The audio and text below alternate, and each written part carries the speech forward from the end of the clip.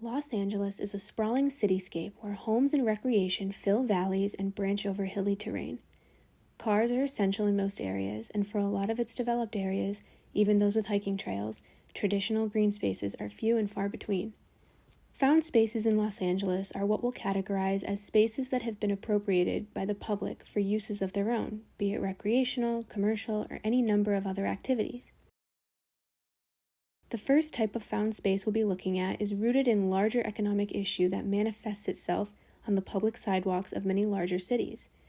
Homelessness in Los Angeles has many causes and can be seen in many forms, but of particular interest to us are the tents and encampments that can be seen lining particular streets. Houseless people have used their power to utilize the public spaces directly adjacent to the roads. This is often seen as a nuisance and a problem to be dealt with, but this helps to show us the true utility of the public sidewalks.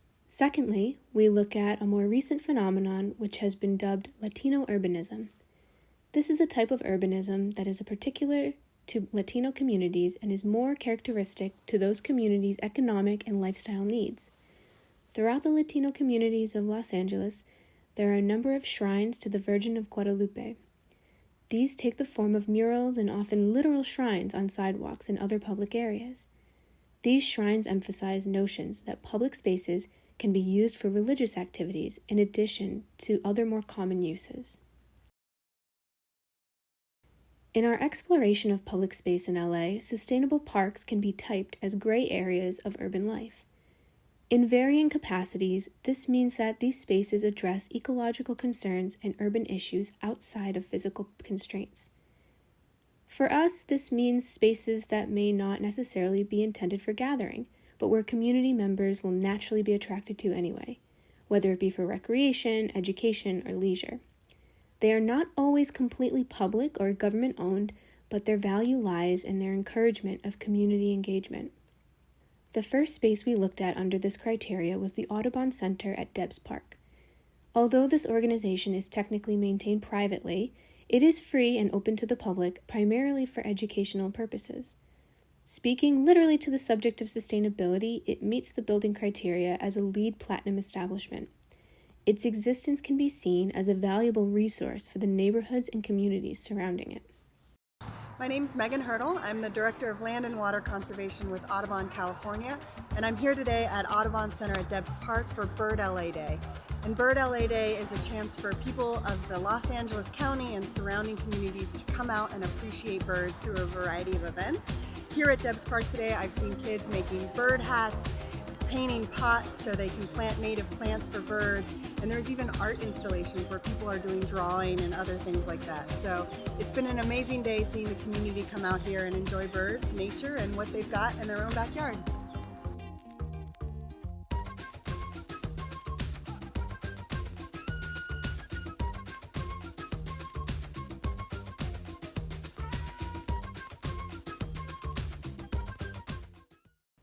Previously a deteriorated site, the Franklin Ivar Park in Hollywood is an urban park that brings a list of benefits to visitors while bringing function through native plants and terrain. After many years of residents wanting to get closer to Silver Lake Reservoir without worrying about the surrounding traffic, a path and meadow park was implemented in 2008. The updates included 2 miles of path that run the circumference of this body of water, as well as integrating native flora to the use of irrigation and runoff systems. About 20 years ago, started hearing about the fact that the drinking water reservoir was really a beautiful thing to look at, and the whole community revolves around it visually, but you couldn't walk around it safely.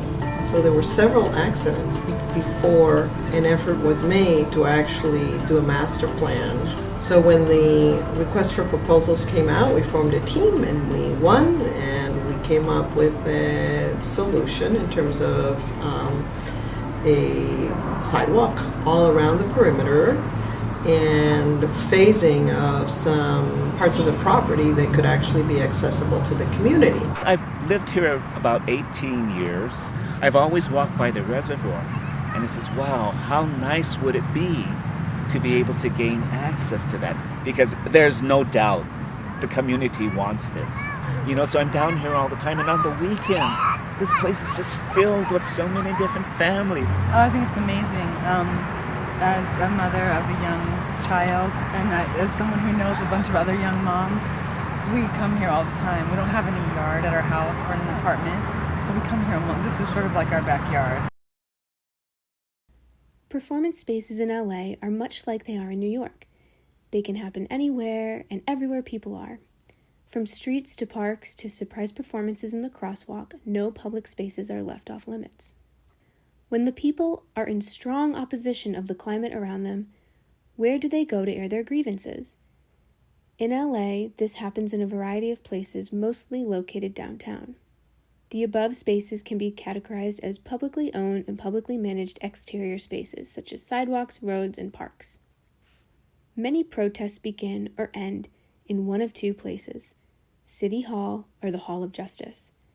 These spaces separate themselves from the others as they aren't inherently public spaces, but instead places where decisions that affect the people happen. Naturally, they become the center of protests where the people can feel connected to their elected officials and express their grievances. The fact that a black woman can be sleeping, a 26-year-old black woman can be sleeping, and she could die all of a sudden without even knowing, her life just taken away from her. That's what we're fighting for. Racism is over! Racism is over! Racism is over! Racism is over! Hands up!